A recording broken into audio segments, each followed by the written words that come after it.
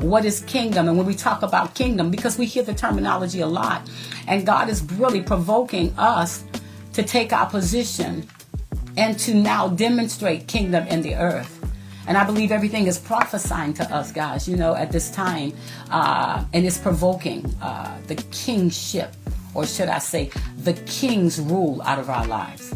Because only the kingdom of God has that type of authority and power in it to shut down every other ruler, every other deity's power, everything that's happening out of every other camp of spirit spaces that is demonic.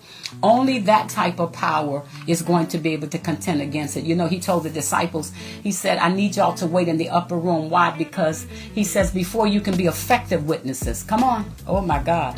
I know we've been witnessing, and I know that sometimes our witness has not always been effective, because sometimes we are in a place in our soulish realm speaking Christ, but not able to demonstrate the power that comes with the words that we're speaking. And sometimes people are getting confused because the picture does not really match the message.